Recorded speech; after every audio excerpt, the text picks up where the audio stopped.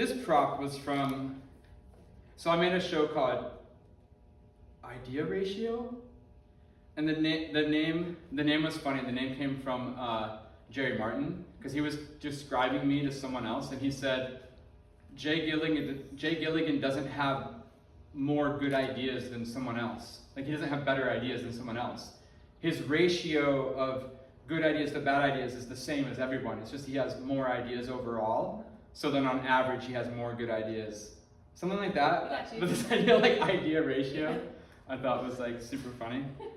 And so I wrote this show, and like the idea of this show was to have, for the first time, a concrete narrative. And at least in my mind, it was some sort of, I don't know, concrete, but how concrete, but like at least a narrative. And there was the show with like all the 6 rubber ducks and the money and the coins and the fork and the book and everything. And I think it's on YouTube somewhere. Uh-huh.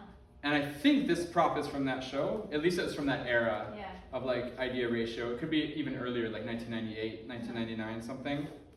But then, here's like a, there you go. Here's it ready for a floop. But I remember making this like combo of props and being like, or like this combo of hoops, you know? And I was like, oh, I'm gonna make a whole piece with that.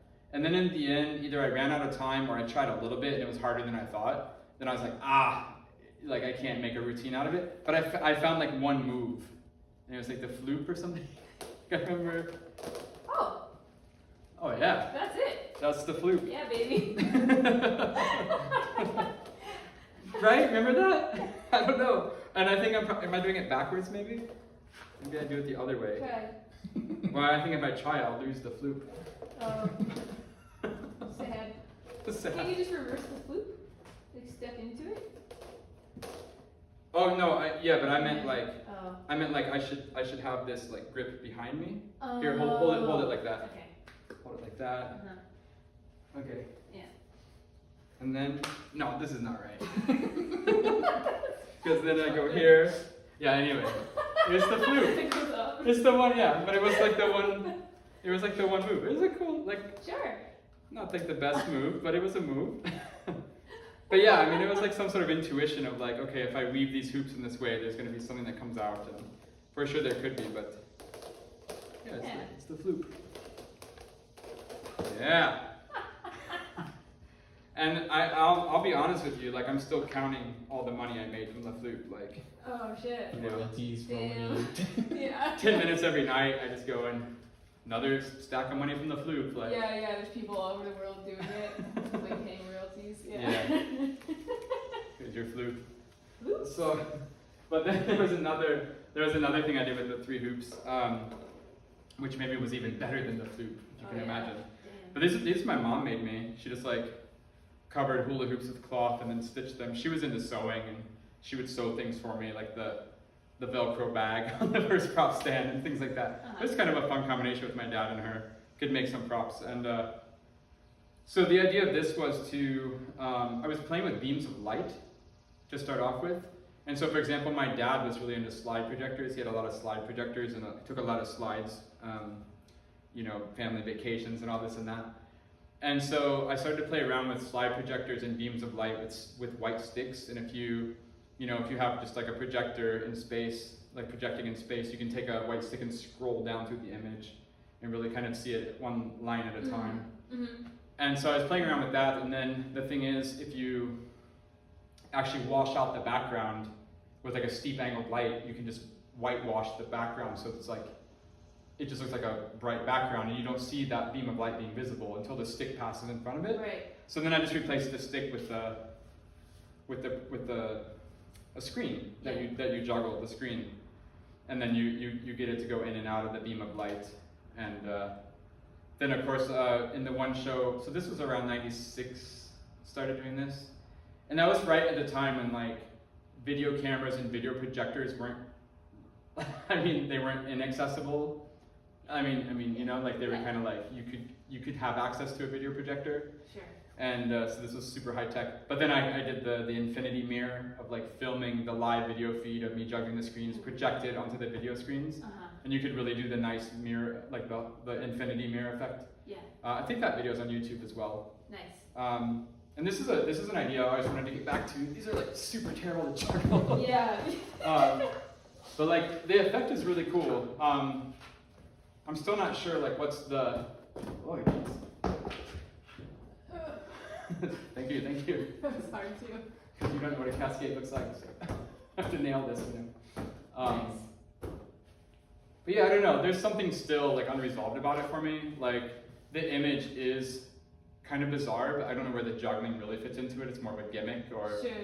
But like the filming the juggling projected onto the juggling was something nice, and maybe I can say, I mean, there's something attractive to the idea. Yeah. To me, so I can just maybe say one thing that's nice is that the first image on the first ever Laserdisc was the image of someone juggling 4 Laserdiscs. So I kind of like that meta. For real? Yeah, it was Michael Cass at MIT. Cool.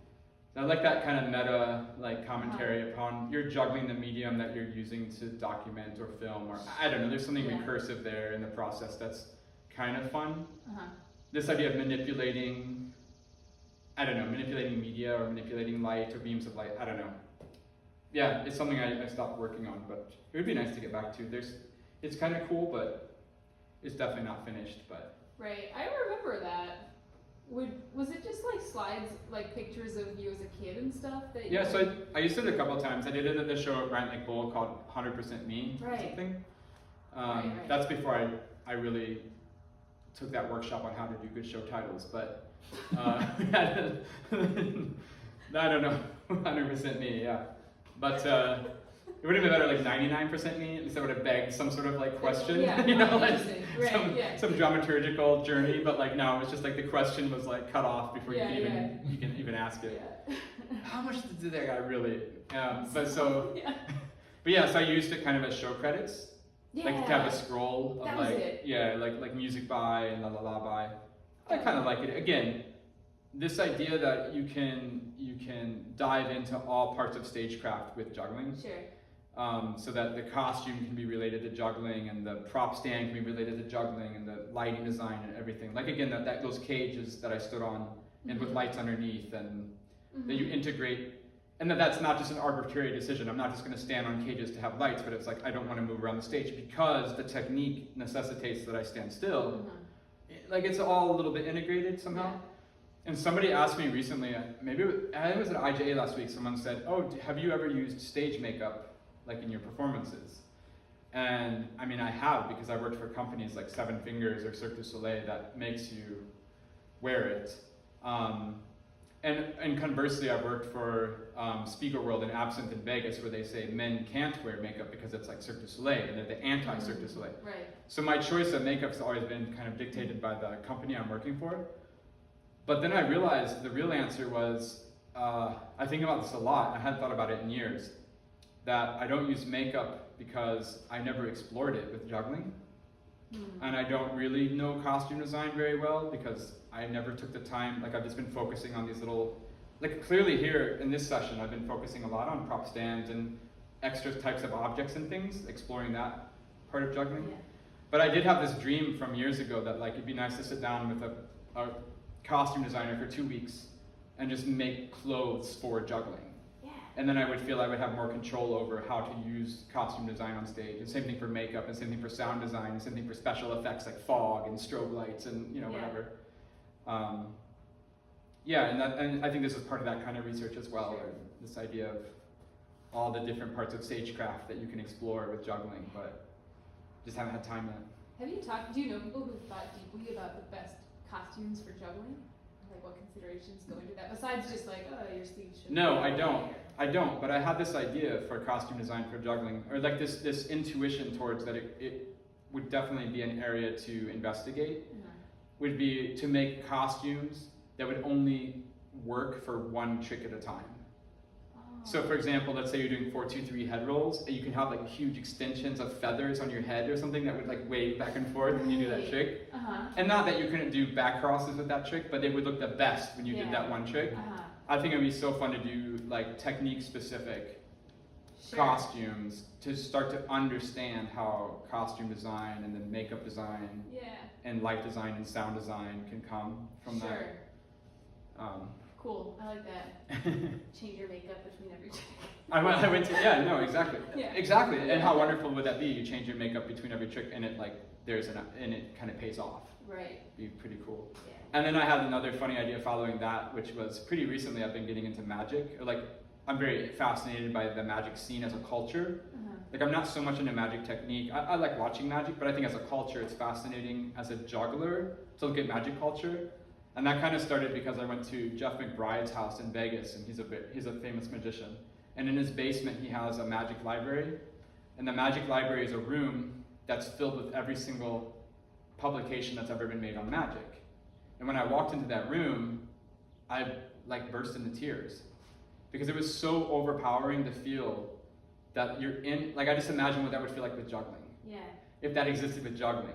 Because with magic, I'm not even in magic, and it was just overpowering. Like this guy loved magic enough and respected it enough. He collected all these things, and then he built this library, and you can see it there. It's tangible. Yeah. And I was like, wow, if that was me with juggling, that would just kill me. And yeah, I was just crying. Like, wow, this is overpowering. Huh.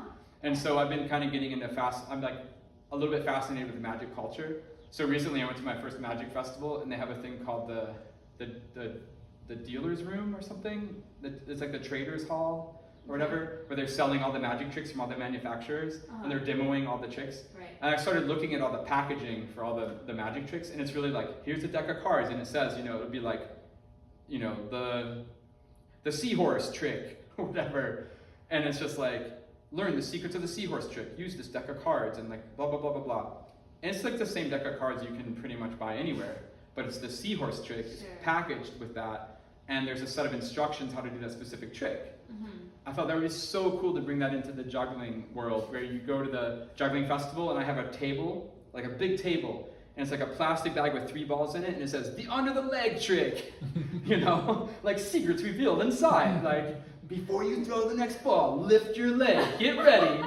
But that's like your under the leg balls. Yeah. And then the next package says back crosses, like 3 ball back crosses trick.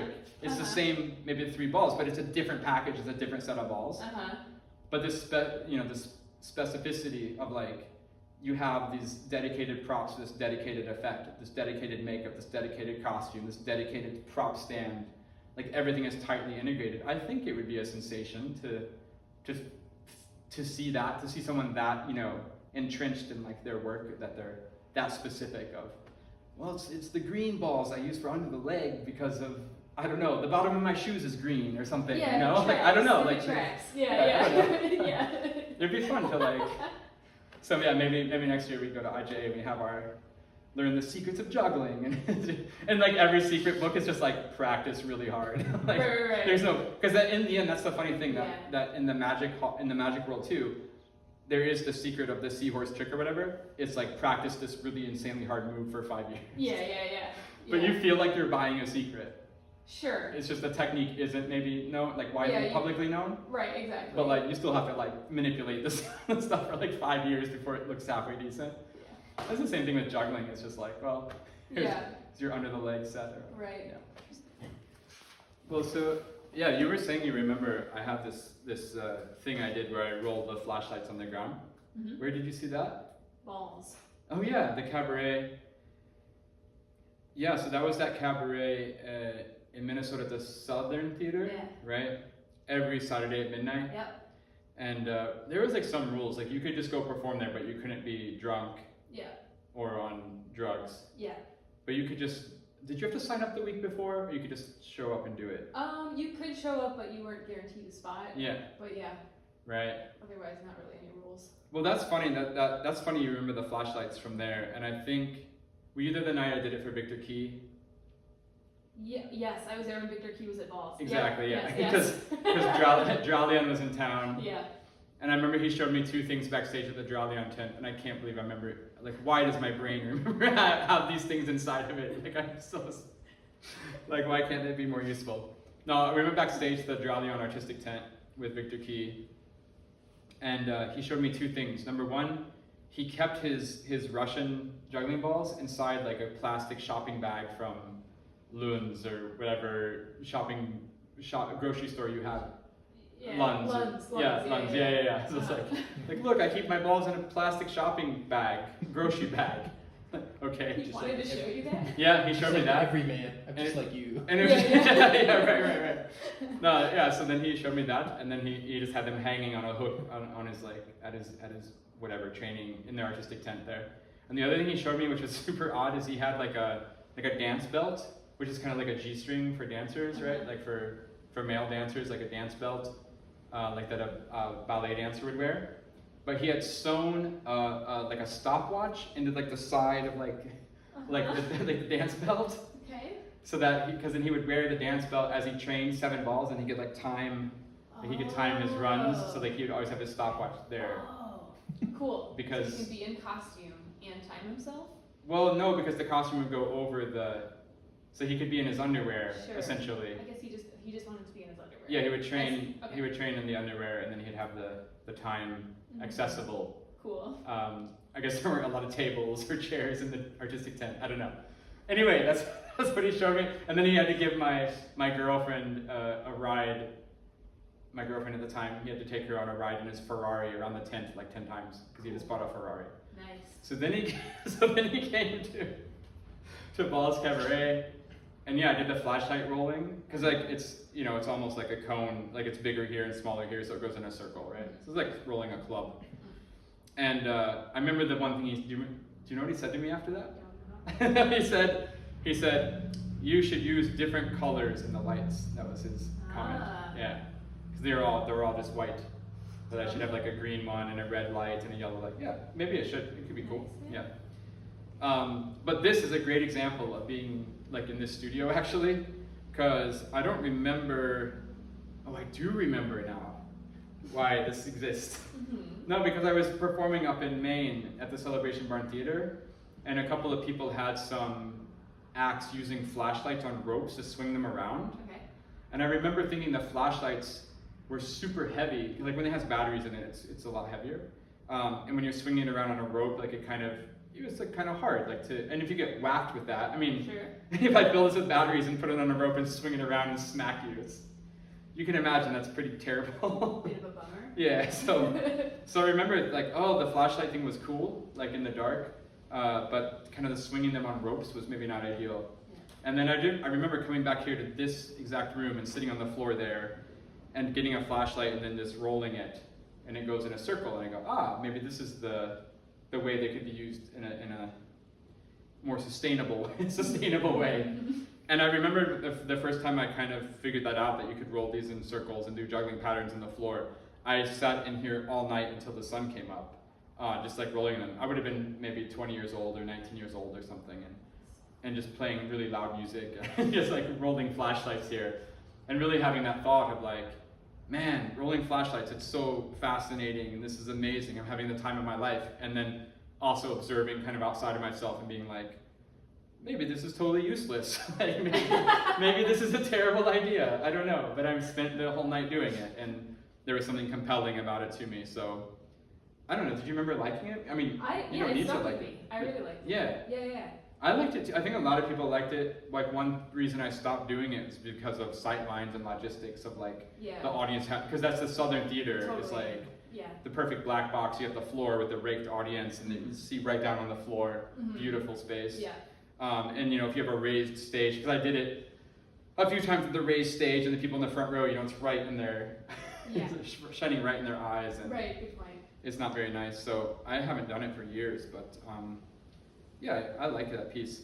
Well, so then I had that piece, and I did it. I did it many times, and because I had the flashlights with me, and then I thought, oh, maybe I'll do something else with the flashlight. And again, I was looking for a very because I told you I was working with the video projector and the video camera, the live video feed and everything. And that's like a lot of setup and a lot of headache and a kind of high tech back then to have like a video camera with a live feed. And so I wanted to find something that was really reliable, that didn't, wasn't gonna break. I had these with me anyway, so I came up with this thing with the tubes. And what I would do is I put the flashlight fits, perfectly in the tube here, and then it's turned on, and then the ball becomes the turning it off, essentially, right? So then when you lift the ball up, the light can shine out.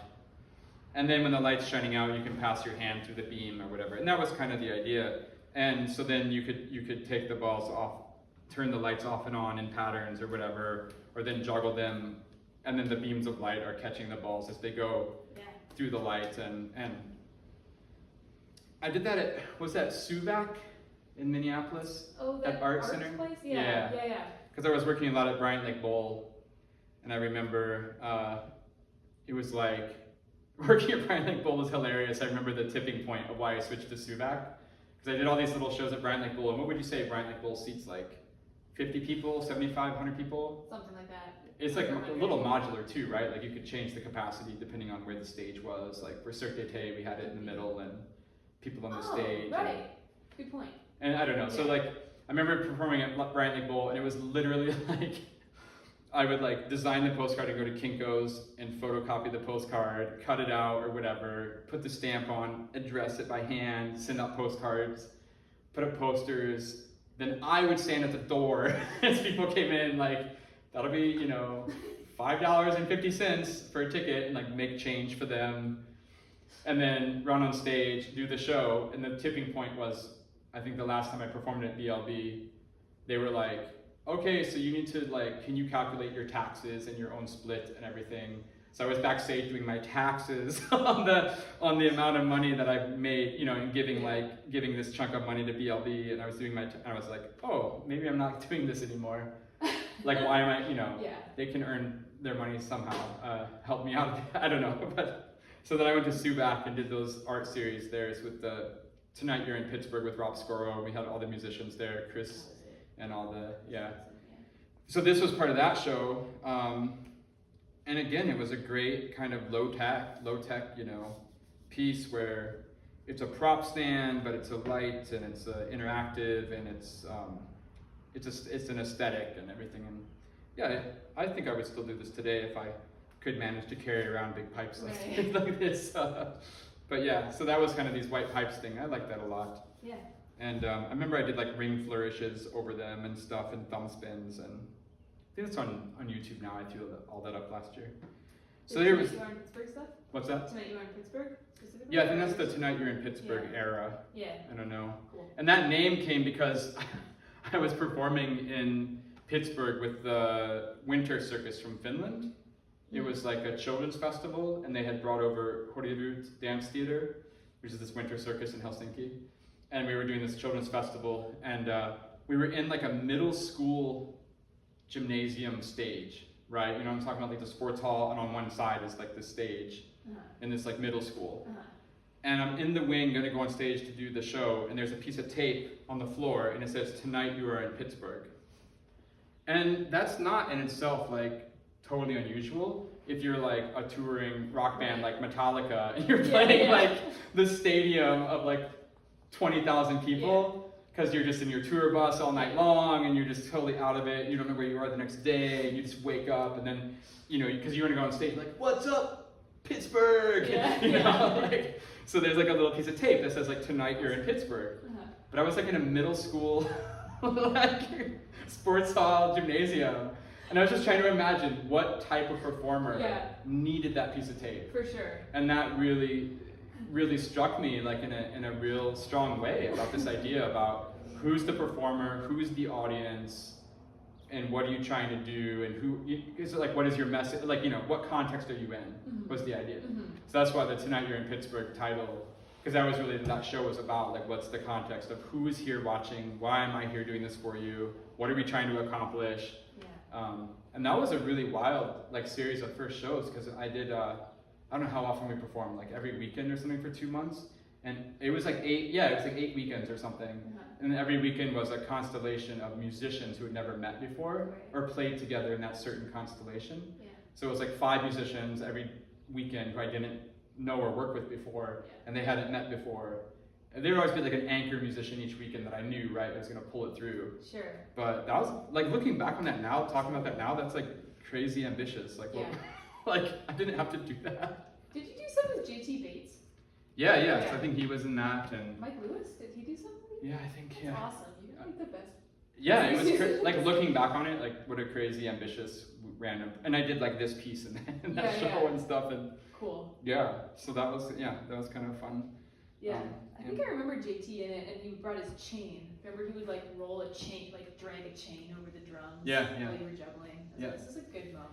Yeah, and that it was in an art museum was really nice. Yeah. Like it was an art space and not a theater. Yeah. That also really informed like this type of aesthetic. So another thing in that show was these classic piece, your classic slow motion domino. Yeah.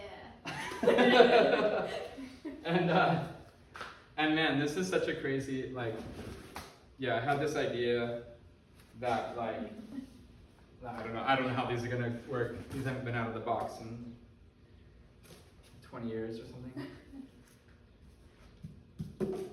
Yeah. Oh wait, maybe it has to fall more. Yeah. Right. Yeah. But this is a good way to prove it. I mean, these are called slow motion dominoes. So they don't fall fast. They fall slow. Because then the idea being that I put them in a circle and I can stand them up faster than the snake can eat its tail. Yeah. But the design of these was just completely not straightforward. I think these are pieces of like insulation for walls, painted white, and then with a counterbalance wooden foot to kind of, again, with, counteract the mass of this. Yeah.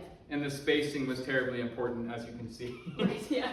Because if it's too close, right, they just don't fall. Yeah. And if it's too far, they fall too fast. Yeah. It felt pretty good. Yeah. And they have to fall slow enough that you can stand them up quick enough. Did you ever set them up wrong so they fell too fast and you just had to like cut the bit? Yeah, definitely like in a show or two. Because you can also see when you set them up fast, they kind of get out, like if you're not careful, they get out of alignment and stuff. Yeah. But one thing I ended up doing later on when I came to St. Paul with Pekka's Kusisto is because I needed like a travel version of slow motion dominoes. And I was like, okay, what can I get that's like roughly the same size and shape that's like kind of free that I don't have to carry with me. And I got priority mailboxes from the United Postal Service. Right. Awesome. So because you could just go and get them for free to send packages. Yeah. So I think I got like 50 of those, and then I just like folded them into boxes. But then instead of leaving them on the floor just freestanding, I taped the flap to the floor. Right. So then it was just more of just like a lever or whatever. Right. Yeah. And that worked pretty good. That's cool. Totally. But I would love to have slow motion dominoes. That were more, I don't know, functional than this. I mean, these work good with a lot of precision, and like the corners rounded off. And my dad slaved over these to find the design with the exact right weight and the size, and it was not it's a pretty straightforward idea. Oh, dominoes that fall slow enough, right, that you can set them up fast. Yeah. But then to actually find that design was not straightforward at all, and the material and the thickness and everything. Cool. But yeah, I have them in that film, one of those films I made. I think what I did on my summer vacation. I think it's on YouTube or something. Oh, right. It's in that Sure. one. But this is another trick, like they're rolling the flashlights on the floor where you have to see the floor. Yeah. And it's also another trick where you need to have these like the space to have them already set up, or the rhythm of the show that you can set them. You can take 10 minutes to set them up in a big circle. But yeah, I have like a couple of nice big boxes of these. Nice. Slow motion dominoes. But yeah, when I have my Broadway theater or whatever, my Vegas residency, then I can just have when Cirque du Soleil is like sponsoring my solo show, like then these just come up out of the floor, For sure, yeah, exactly. Rise up, individual trapdoors for each one. Yeah, totally. And just do this, and just go back down, or something. But of course, it would be fun to play with these at different scales and have them be, as tall as For like sure. human size, and you could go in between them and stuff. But yeah, slow motion domino was a nice idea. Did your dad take notes on the designs of any of these things, or do you know? I think we can ask him, but I think more or less he kind of intuitively, like he had an iteration process, prototyping. And then at various points I've tried to recreate things overseas, and then I've asked him for dimensions and drawings and stuff, and Yeah. he does have some, but I think it's been a more intuitive process Yeah. of just exploration of materials and trying to see what works. But yeah, so that was also from Tonight You're in Pittsburgh stuff. And then let's see what else we have. Yeah, let's do this one. So this is a I don't even know the word for it. It's a ball collector. Yeah, I'll show you why. It's gonna go here. But yeah, so this is definitely, like you already said that when I put these up here, but this is obviously the same design in one way as the kickboard, the second version of the kickboard. But then this has the angled sloped plate here and some nice weights here to counterbalance the whatever. Right. And the idea of this was there's two of them, and I got into this because there's a few more machines or designs coming up that are related to this idea of like these mechanical cascades. Mm. And so let's see, it's gonna go on the floor here, and this one here. So then, oh wait, I have these. Yeah, I think it's like this. I don't remember. This is also some film I made. Oh, right. Right, Trilobite, I think. That film Trilobite, Mm-hmm. I think it's on there. So then, the idea was that you have a tennis ball, because the tennis ball was really light, and then I had an exer ball, which was those really heavy balls that Dubé sold with like lead pellets in them or something. Yeah. And then you would drop the drop the heavy ball there, and it would shoot the tennis ball into the air. And then this stick was to stop the ball from rolling, to collect the ball, so you could keep doing some sort of cascade with that. Cool. And that kind of goes back into that idea of having just that single trick prop, like we were talking about single trick makeup or single trick set of balls or whatever. Yeah. And I like that a lot. Like it's a lot of rigmarole, or like it's a lot of like construction for like one simple little cascade. But there's something I think also that's valuable about that. That when you see it, you're just like, oh, that's a thing. Like it becomes a thing on its own or something. Yeah.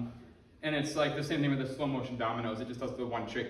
It's not an exploration of like, let's do a 10-minute long slow motion domino piece where you're trying to do all the tricks with them or something. It's just like, nope, it's just one image. And same thing for this. It's just one image where the tennis balls are shooting up and down. And then I was really sad because so I did a couple of Cirque du Soleil events, like corporate events, and the corporate event I did this one for was in France in the Alps, and Elton John was playing dinner music. Like he was in the corner on a piano. It was like Elton John. Yeah. I remember like Bill Clinton was there, and like I don't know, like all these like Christina Aguilera was there, and like all these people were there in the audience and whatever. And so I was doing a solo act for that in that show, and I remember the props department came over to me, and with a few other things we're going to see later too, then they had to paint it white, because of course it was just wood. Like my dad just made it in wood, and with the yellow nylon string and the red. This is a peanut butter jar lid. I see it.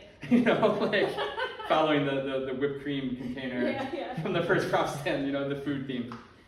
But like I really thought this aesthetic of, again, it's a machine that's about the patterns, about the juggling. It's not about like some of the stuff is about the aesthetic, obviously. Like the acrylic cube, that's about the aesthetic of the shape, and that's part of the idea. Mm-hmm. But this being just like plain wood, I mean, there's a signal there that's like, what are we caring about? It's not an oversight of like, that person doesn't know there's a thing called paint, or it's like, no, it's raw wood. It's a homemade aesthetic, and we're not pretending it's not homemade. Yeah. And that became like a real thing in my life with all of my work. And so I was really sad that when they painted them, they painted them white, because I was just like, but they left the peanut butter jar lids red, and like I don't know. Yeah, it looks good with this other stuff you got going on. Right, but the idea, and then I guess I don't know, they couldn't find this backstage or something. I don't know. This is okay to be wood. You hit it out. But I like this idea of like the process, not the process being transparent, but just that it's very real what we're doing here, and it's not some sort of cleaned up special machine that I bought from a store that's, you know, white plastic. It's like my dad went to his workshop with wood and built this thing, this wacky thing, and it makes this weird moment that's you don't see anywhere else. Right. And there's something about juggling that's very concrete. Like, that's what I understood from the beginning. I don't know. I mean, how was it for you when you started off juggling and then people were like, but Lana, you have to smile, you have to perform, or there was something, you were doing Jughead, so. There was that. Yeah. And I did it, like a good little jug. And I wondered, like, what did you think, I mean, did you ever think about what that meant? Like, you should smile when you juggle and give it to the audience, and what were you actually selling, and what were you trying to convey? I didn't at the time. Yeah. But, I mean, I do now. And Yeah. It doesn't make sense. Well, I mean, there's definitely, like, I'll give it one thing, that this idea of smiling and being friends with the audience and kind of just generally being pleasant and nice, and we're doing this nice thing together. At least it's a very expected experience. Sure. Like, you don't expect to go see a show where someone's doing 3 balls and then that they're frowning or screaming or crying or something, right? True. So, there's a lot of utility in this idea that when you go to a theater, there's all seats facing the stage. It's like these subtle cues that let you know where's the show. Well, it's over there. The seats are facing that way. You know, it helps the audience get into it. So it's not without value that there's, you know, you come on stage, you're wearing a certain aesthetic, and you're behaving a certain way, and like, you know, and like it's all very, you know, in one way easy, and that's not bad to kind of, you know, take that energy and use it to maybe to build on it, is what I'm saying. But like I've kind of realized, especially like in things that my dad was making early on, just out of wood, and you know, he would always be like, oh, I want to paint it and make it look nice or whatever. And I understand, like we have these other things that we try to paint, and maybe they're trying to accomplish a different thing than this. But I always felt that juggling was concrete, like it's a concrete thing. Like you catch the ball or you don't. It's very real. It's not a fantasy. It's not like we're doing Romeo and Juliet, where I pretend to drink the poison at the end, you know. It's not like the ball stops halfway right above your hand, right, somehow and reverses direction. Right. It's not magic, you know. It's like you catch the ball. That's really happening. And so it's the same thing on designs like this. It's like that's really just put there with a bolt. And that's really just screwed on. And I don't know. There's something about the honesty. Yeah, the honesty of the technique. And it also kind of leads the audience then to kind of think of like, oh, so what is the value of this experience? And it's the pattern of the balls. It's maybe the difference of the weight of the tennis ball and the heavy ball, the unexpected, like how much that ball flies up, and the dynamics of the trick, or just, I don't know. The deconstruction of the pattern, for example, of like, you know, because essentially all you're doing is it's a throw. Like when you drop the ball there, you're throwing that ball up, which you could do with your hand, but now you've made this machine. So there's been a lot of like all these things we're looking at is like exploration of juggling being something that I think is concrete to kind of deconstruct and explore it like physically. These are from 1999. These are also from that show Idea Ratio with the rubber ducks and the fork and the book and everything. This narrative that I tried to make a narrative show. And basically, let's see if you can maybe, I'm going to try to hold that like there. I don't know how this is going to work. But it was like a group show. I think we had like 6 people. So I think there's 12 of these panels. And then, I have no idea. Does this line up at all? No. But basically what happened was, I had this artist friend, Ben Guess, and he laid these panels out on the floor and then drew a big picture on them. And then he would like turn them and then draw another picture on them and then turn them again and rearrange them, right? I got you. And so then the entire act was just going through those permutations of the orders of the things. And then like handing them to each other, and like I think it's online. I think it's on YouTube. Cool. And then at the end there was like the reveal where the other side was color. Yeah. But I loved his graphical, like illustrative style, and just like that was like a really fun, again, trying to engage juggling on another level of like, okay, juggling is visual, it's patterns.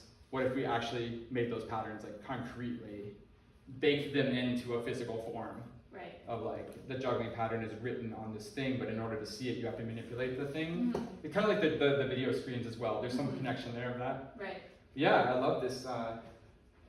It's a cool piece. Yeah, I'm curious now. Yeah, we should go. We should watch the.